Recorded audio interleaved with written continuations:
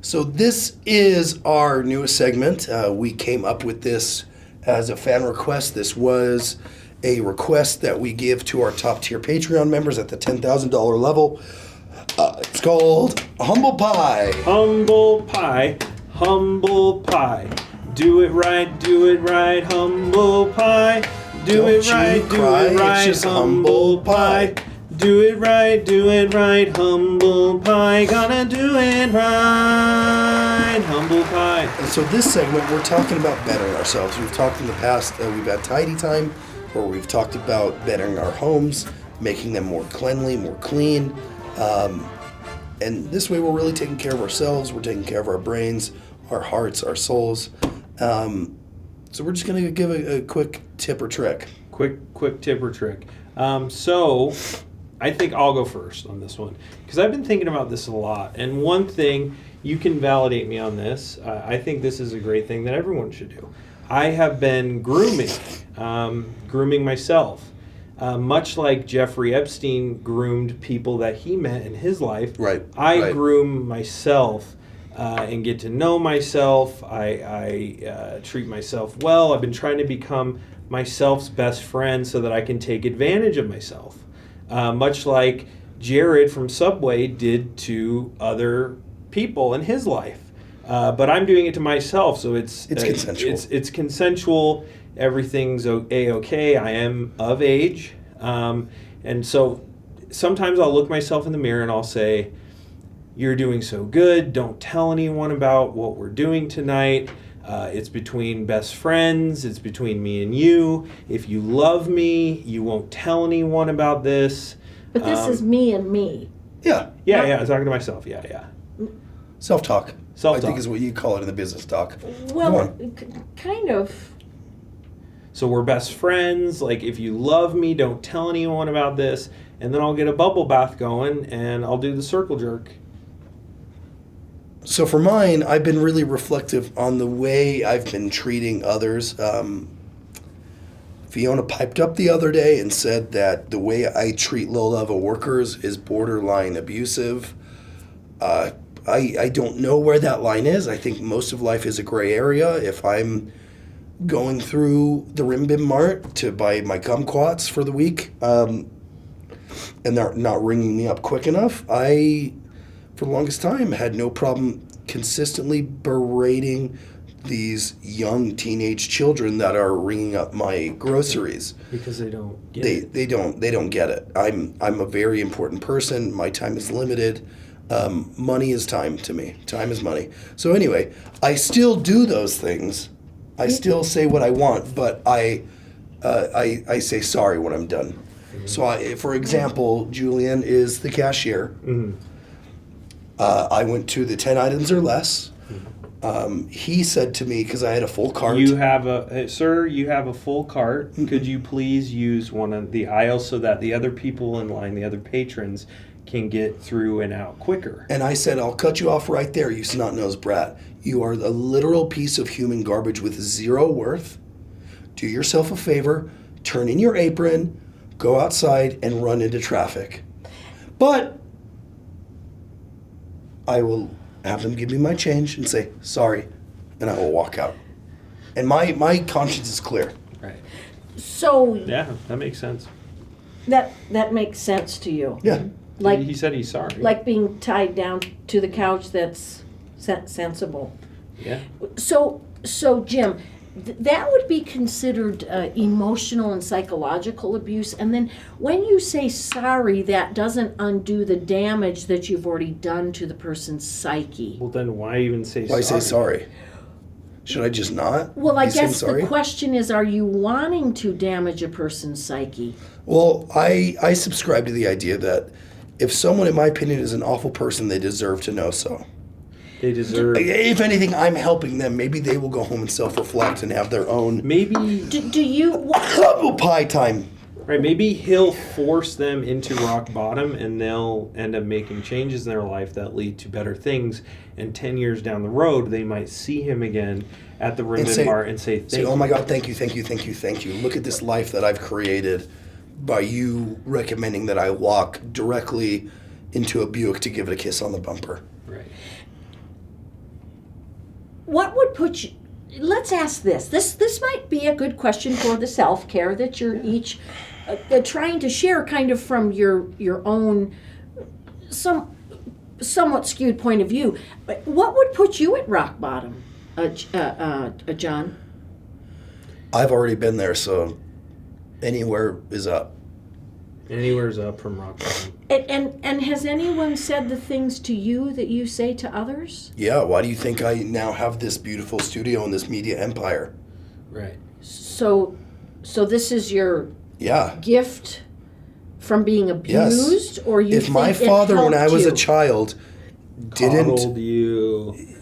if he didn't consistently tell me every day that I was a literal bag of flaming feces, take away my bed, take away my doors, take away my clothes, away your force me to go pillows. to school in nothing but Huggies pull-ups, Right. I wouldn't have this. I Right. thank him every day. I go to his grave, I sit down, I said, listen, Pops, I hope you're proud. Shrek Worldwide has hit an all-time high of revenue, and I have you to thank for that. And I hear 2 whispers in the million wind. views. 2 million. Thank you guys. So let me maybe just share a little insight. I can't say that it applies or not. You're not my client, but you've brought me here to share some insights. Uh-huh. So when we're very abused in childhood, it's not uncommon for a person who to develop later on narcissistic traits and look back and say, my childhood was great, it was wonderful, it got me where I am. And what happens is these people will climb over anybody. They will abuse others and climb over anybody to get their highest dream to come true. They will abuse their wife, their children. They will cheat on their spouses. They will degrade their children. And they, because they feel now that they can do no wrong, they truly believe that these negative behaviors that are caustic and destroy other people are good, and it will make them into wonderful people, but it really doesn't, because narcissists think they're great, but most people can't stand them. Well, I don't think, I know, so I can't be that. Well, you're kind of stating what a narcissist would say is, I know But that I just I'm said the I greatest. know it, I don't think. I know. Yes, and you're proving my point there. I guess we'll agree to disagree. Should we get back into the question? This has been fun. Okay. We got a few more questions. Let's keep it rolling. We got a few more questions. Oh, all right, okay. All right, let's keep it rolling. All right. Let's skip this one. Let's do. Oh, let's this get is where it down gets to the good. This is where it nitty-gritty. gets Let's good. get This is down to where it the gets nitty-gritty. good. All right, so we're going to watch this. Why does? Were you going to play that, or? Yeah, Okay, I didn't know what I was yeah. Let's play supposed this. to be watching. Princess Fiona!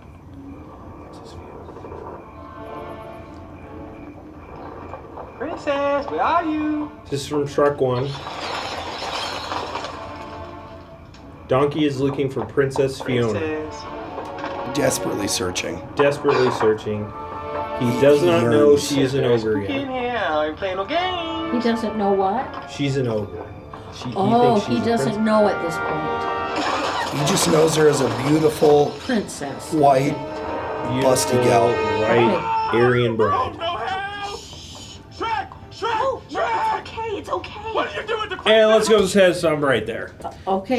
So at this point in this clip, we see Donkey seeing Fiona for the first time as she truly is. Now, Yes. my question for you is, how would a donkey and an ogre keep a healthy relationship together and keep things tight-knit? A donkey and an ogre, meaning the donkey and the princess as the ogre, or the donkey and Shrek?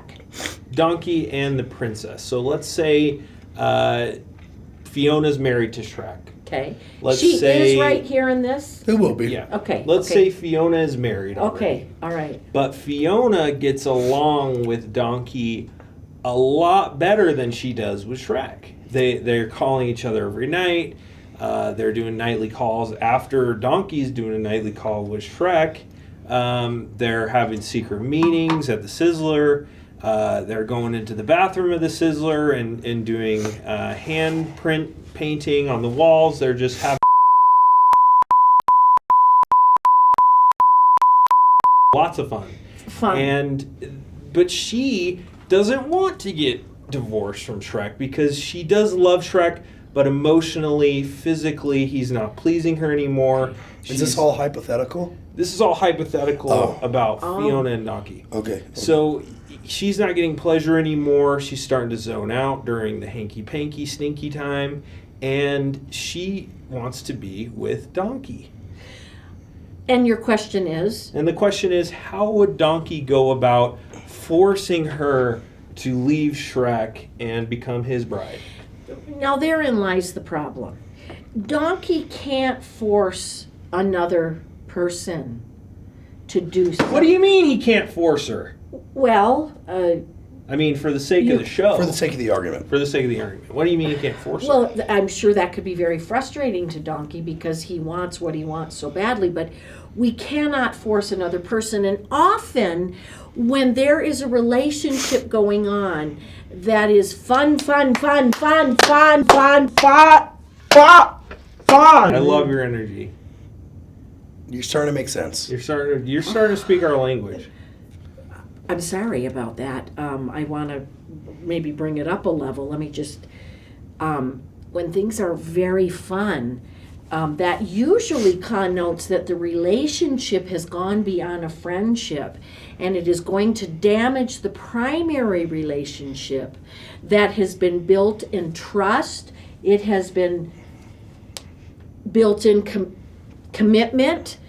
It has been built in, years of being together and maybe even having a family. And so sometimes as life goes on, in these relationships, life can get a little humdrum, a little boring, because that's the nature of living. And so often, a person will look outside that relationship for something more exciting, thinking that that is a greater relationship, when really it isn't. It's just kind of... But how do you know if you haven't ventured there yet? Well, I guess it depends on what you consider to be venturing past the point that's outside of the bounds where it should go if you are committed to another person. So if we're sneaking into the bathroom alone and doing handprints together, or together all the time with Donkey. Donkey's doing that. Yeah, if Donkey's doing that, Donkey knows that what he's doing is illicit and they shouldn't be doing it, but he's meeting his own selfish needs and isn't worrying about how it's going to affect Fiona or her relationship But with is it really Shrek. selfish if nobody else knows? Yes, in fact, it's more selfish because they know it's selfish. That's why they're hiding it. So when we're hiding it, we know what we're doing is selfish and it's outside of the bounds. So if Donkey were to call Shrek tonight, in the night, and said, "Hey, bud, I have been going to the Sizzler with your wife. We've been going." I don't think to they have like, Sizzlers there in Duloc. Well, let's say they're going down to the Fish Mart in Duloc. We've been going down to the Fish Mart. Yeah. We've been getting some fish tails and fish heads, and we've been cooking them, eating them, having a good time. And it's completely platonic. Then it would be okay. Well, no, that wouldn't make it okay. In fact, that wouldn't even be the most healthy way to go about it. It should be Fiona that goes to Shrek and says, "Hey, life is feeling humdrum to me, or I'm feeling bored, and I'm finding that I'm enjoying, Donkey more." And then it would behoove the two to really discuss what's going on in their relationship and the things that are different. He's the only one that has hooves, though. Right. So how would they both be behooved if only one of them has a hoof? Well, it would behoove... No, just Donkey. Well, and you keep saying humdrum, but as What's we our know, humdrum count at now? What's our humdrum count? Mitch, can you update it? 17? 16. Let me change it to life has become kind of boring. What they would need to discuss and realize is that life is generally boring when you're in a happy, calm place with your loved one and your families. Life is generally boring, and we live for kind of just the calm, moments which some people consider boring. Those that need constant excitement, again, I hate to bring this in, but that constant excitement that isn't realistic for real life, it's usually a very fleeting, fast relationship that ruins the ones that they already have that are permanent and loving and caring. And so she would have to be very careful to first of all, approach Shrek herself. Donkey should never approach Shrek. It should be Fiona. And then the two should discuss and maybe see a marriage counselor. Or they just skip the marriage counselor. They Continue come to an agreement. Ignore, push it down. That's what we do. This is one thing that me and Jake do. What? Whenever something happens that we don't like, something that should have been said, some argument that needs to be worked out, we push it. We push it down. We hide it. If you don't talk about it, nothing bad comes of it. Mm-hmm. And that bottle, let's say there's a physical bottle. You keep pushing it down. You keep pushing it down. You keep pushing it down. And it gets full. You would probably say, well, the cap's going to burst off at any time. No. Am I correct? But therein lies the rub. Yes. Because there's always another bottle. Because there's always another bottle. We put that bottle under the bed. We put that bottle under the bed. We get another bottle and so on until the bed becomes full. And the bed's about to pop off. Then we just get a new bed. And we repeat the process until we are old and gray and then... Alone. The day before old and gray and alone. We'll always have each other. We'll always have each other. We'll always have Shrek. And before we die, okay, you say what you need to be said. You let that all out. That's the only time. You let on that the all deathbed? Out. Yes. On your deathbed. Because you're leaving this world to the void of nothingness. Might as well get it all out. Get it all out. I have one more question. Okay. Can one person modifying their body too much to chase an ultra ogre-ish appearance, what does that do to a family life getting ridiculous amounts of female attention and just poon thrown this person's way? So, picture a clip here. Shrek is out on the town. He's in Duloc. Women are flocking to him. He's with his best friend Donkey. If they go to the Rimbin Mart, if they go to the Fleen Flaws, if they go to the Green Deans. And he's looking good. He just had, let's say, for the sake of the argument, fat taken from his legs, from his tree trunks, put into his chest, into his shoulders, and let's even say he flew down to Tijuana to widen his neck. He is an amplified version of himself. He wants to stay loyal to Fiona, right? Only Fiona, but all this extra attention and, like I said, just a ridiculous amount of punani being thrown your way. Punani. There's goats. There's other beings. There's magical creatures that are coming over to him. There's MILFs at the store coming right up to him and saying, I want that beanbag. And he's saying no. But how does he keep doing that? At what point does the bow break? Yeah. Well, the bow breaks at the point that the person, that Shrek wants all of these changes done to his body, yet he claims the only person he wants to enjoy his body with him is Fiona, because he knows he's lying and Fiona probably knows he's lying. And so again, that brings us back to real life. What is natural? What is normal? What is the kind of the normal progression in life as far as aging in our bodies and how our minds and our psyches mature, and how that love goes to a deeper, healthier level that's outside of the need to be a big ogre. That the truth needs to be looked at. What's the purpose of being that big when you know what attracts all this attention? We've got to look at the marriage and what's occurring and what's not occurring. As an individual wants to keep changing their body for the attention of others, yet claiming they want to be with their own life. Yeah. Well, I respect your opinion. Something like that. I respect your opinion. Just to that saying. point, can a polyamorous relationship work?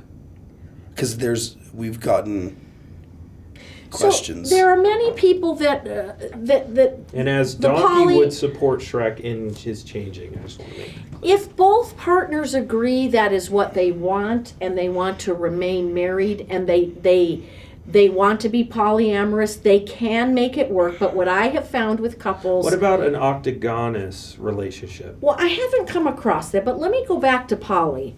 So poly, if they both agree and they still have very rigid rules as to what their polyamorous relationship looks like, yes, they can make it work. And for some people, it does increase their sex life and the enjoyment. However, I often find that one partner is more into the polyamorous lifestyle than the other. And so one is just kind of sucking it up and doing what their partner wants because they're afraid they're going to be rejected and they're going to leave them. So again, this is about, I'm probably pretty good there. Just polish that off, bud. It's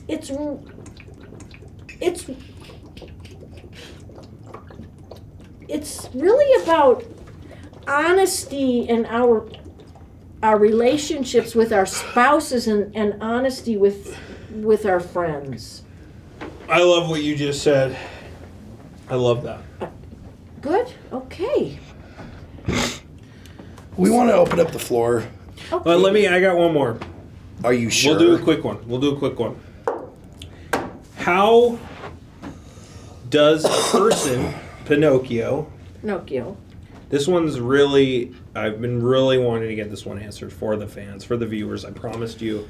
How does a person, Pinocchio, with a problem with chronic lying and lying to his spouse, his wood wife, his wood kids, his wood dad, his wood grandparents, his wood grandchildren, how does he navigate relationships when you are a chronic liar such as Pinocchio is?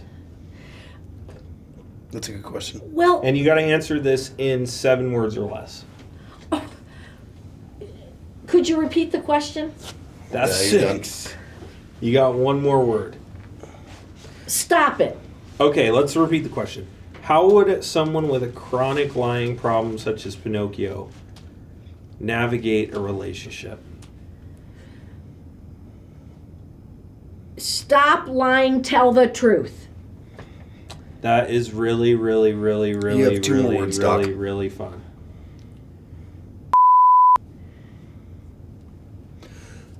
Do you find it hard to tell the truth? Oh, I'm one of the most honest guys Jake knows, all right? Yeah.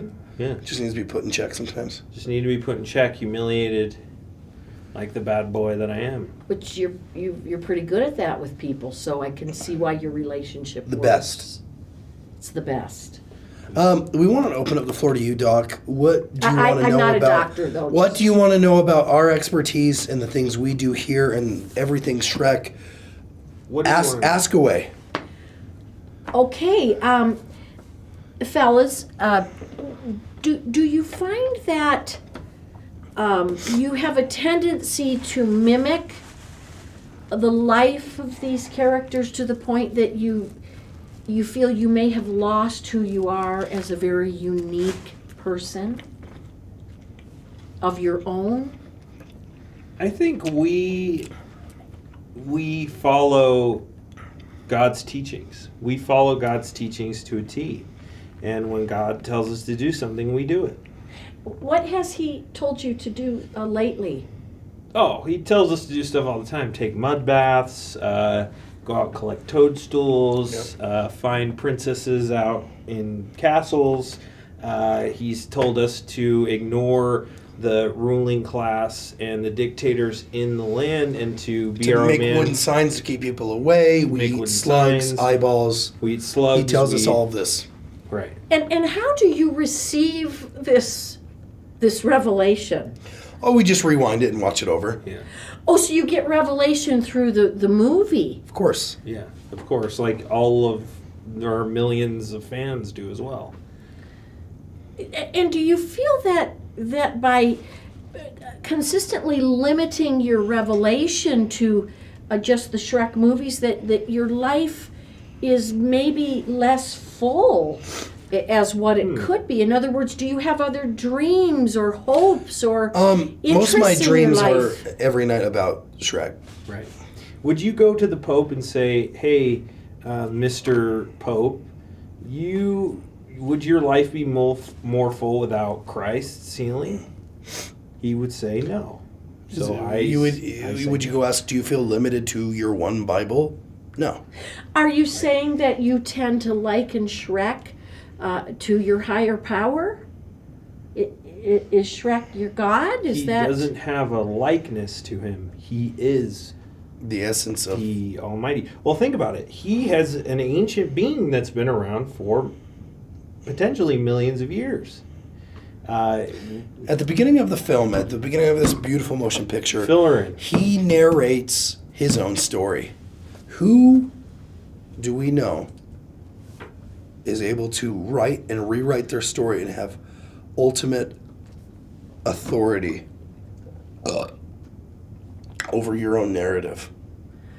Well, it God. is. It is good to have our own narrative and to feel that our higher power is leading us. But when everything we say and do is directed by our higher power, then what happens is we don't. We really appreciate you coming out here. I don't Sure. know if we agreed with anything that you said.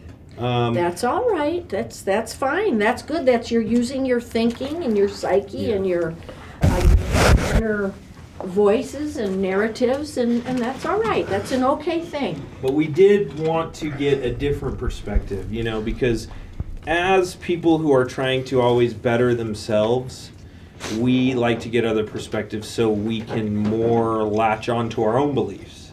When someone tells us something contrary to our beliefs, it just confirms our beliefs. I double more. down. I drill deeper and deeper and deeper and deeper into my own belief system. So if I was to say, Joey, it's really great that you tie Ron to the couch and that you have hurt your son, and I'm happy that you've made him blind. And Ronald, I love that you've lied to your wife because that shows that you're taking your power back. Right. Now And you're making I'm sense. powerful. and powerful now man. you feel what? Empowered. But Correct. But you said if I said that, you'd do the opposite. No, because what you're saying right now reinforces what we think. So it doesn't matter what I say or anything, you're immovable. Yeah. Yeah. I'm happy I could help today. Where can people find you? Yes. You see there, www.insicknessandinhealth.org. We treat everything. If you Or you call just me and- email us at talkingshrek@gmail.com and we can be the middleman between you and her The and kind of brokerage. just sever the problem before. We can also help triage some of these people. We'll ask them what their problems are. Well- If we feel like it's not a real problem, we will tell them to just shove it. Right. We'll screen everyone for you. And Well, then, I don't know that's probably not good or healthy. That's going to harm your viewers because you don't have the qualifications to screen whether it is an issue. So or if you tell them that Shrek sent you, Talking Shrek sent you, we've come to an agreement that you get a free 12-ounce great value water bottle upon your intake. Right. And if you type in the code right now, Big Daddy Dom Fart Boy, on leancuisine.com, you will get 2 free frozen lean cuisines sent right to your house. Just pay shipping and handling. And this will all be from these guys. This has nothing to do with my practice, my view, or my ethics. So if you want to contact me and bypass their professionalism, just go ahead and call my assistant for scheduling at 801-836-1377 for a very in-depth intake session. Or call Jake at 801-376-7253. Yeah, okay. Okay. All right. I thought it went well. I thought It was a good one, guys, and we appreciate you watching. And there she goes. She just We'll have her walked back. out. She didn't want us to listen to what we had to say. Kind of felt like she was up on her high horse. Like, I understand you went to college and they handed you a piece of paper, but we do Right. have real world experience. And we and went street to smart. Richards Community College in Beaver, Utah. I think she was very closed off, not Yeah. willing to communicate. She wouldn't look me straight in the eye one Right. bit. It's almost, I'm pretty sure at one point I even saw her eyes be like a chameleon and go different ways. Like that. Right, yeah. To avoid looking right here. Right, she wouldn't listen. She didn't let us open up. She felt very closed off. She felt very defensive. She seemed like she was on a high horse the whole time. Like, I'm better than you. My problems are worse than yours. Yep. You know, so I don't know about this therapy thing, but if all the therapists out there are like her, it would be really hard to talk to this person, really hard to get along with this But the person. good news is I have a lot of grace and I have compassion for her. Me having an open heart and a lot of compassion makes dealing with someone like her a whole lot easier, right? I feel like there was a lot she could have learned from us to add to her skill set and resume. Exactly. But again, I disagree with a lot of what she said, but I will fight to the death her right to say it. All right, so Dr. Arlene, if you're watching this, And we know please- you are. We know you're going to watch this. Try to work on yourself. Read a couple self-help books. Try to open up. You need to seriously. You owe it to yourself. You owe it to your patients. And you need to seriously see someone and get some professional help, because there's a lot of things Yeah. that are just going to drive your life into the ground. Yeah. She mentioned she's lying. She's cheating on her husband. She mentioned she went to prison. I have half a mind to call DCFS right now for the way that she's been treating her child. That's neither here nor there, though. I'm all bark, no bite. If she's willing to come back and give us a formal apology, we'll have her back. Right. We expect a full apology. We expect nothing less than a heartfelt thing. But honestly, I don't believe she has a heart. Yeah, but hey, no ill feelings. So, no ill feelings. Hope you have a good day, and hope you guys have a good night as well. As always, send in your submissions, your questions, your body shots, talkingshrek@gmail.com. And next week, we have a very special surprise. We'll be taking some of the body shots you guys have sent, and we'll be blowing them up to poster size and putting them all around the studio so we can see your guys' elongated, enlarged bodies whenever we look around the room. Love you. Love you guys. Oh, man. You feel okay? Yeah. I feel pretty good about that one. Okay. You know. I think we just keep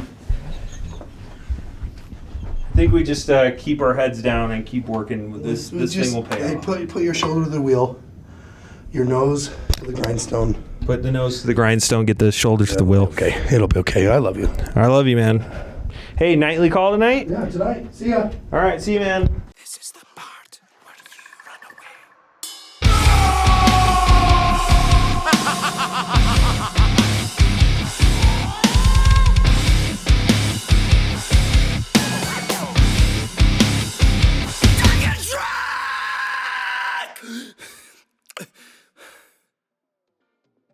Oh God, it just.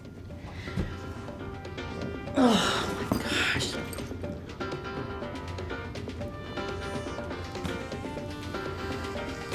Hey, hi. I'm Andrea Cook. I'm a therapist.